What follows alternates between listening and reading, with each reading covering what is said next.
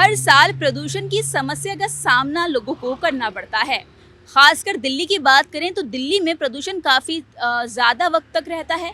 हालांकि इस पर जो दिल्ली सरकार है वो कई काम करती है, कई योजनाएं बनाती है, लेकिन उसका उतना अच्छा रिजल्ट देखने को नहीं मिलता।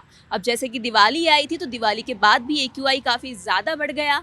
ऐसे में लोगों को ये उम्मीद थी कि आखिर ठंड कब आएगी, ठंड आएगी तो गर्मी से भी राहत मिलेगी और एक अच्छा मौसम देखने को मिलेगा। लेकिन अगर आज की बात करें तो आज सुबह ठंड तो देखने को मिली, लोगों ने कोहरा देखा, लेकिन उसी के साथ उनको चिंता भी सताने लगी कि अब कोहरा आया है तो फॉग भी बढ़ जाएगा, और ऐसा ही हुआ। अगर हम दिल्ली में कई जगह के AQI की बात करें तो वो 700 पार कर गया, जो काफ़ी ज़्यादा खतरनाक है।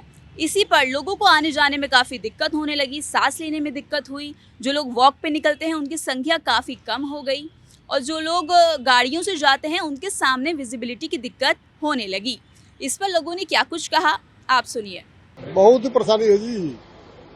हम तो खुद सीनियर सिटीजन है, लेकिन छोटे छोटे हमारे पोता पोती है, उनको भी दिक्कत हो रहा है स्कूल जाने में। सांस फूलता है, मेरा खुद ही सांस फूल रहा है, आंख में जलन, नाक में जलन, गला में एकदम पूरा चुपचुपाहट हो रहा है, हालत है। आज डेली का मेरा वॉकिंग है, सुबह के निकलना 10,000 से 12,000 स्टेप चलना है डेली, लेकिन सांस फूल रहा है अब इस टाइम। हाँ जी, ये स्थिति सबसे ज्यादा गंभीर हुआ है 10 साल से, 10-12 साल से, यानी ज्यादा है। हाँ, पहले भी लेकिन बहुत कम था। पहले 25% था, लेकिन बढ़ते बढ़ते आप 100 पार कर चुका है। वजह एक तो जो है हमारा डीजल पेट्रोल का एक प्रॉब्लम, दूसरा जो ये पराली जला रहे हैं उसका समस्या सबसे ज्यादा गंभीर हुआ पड़ा है।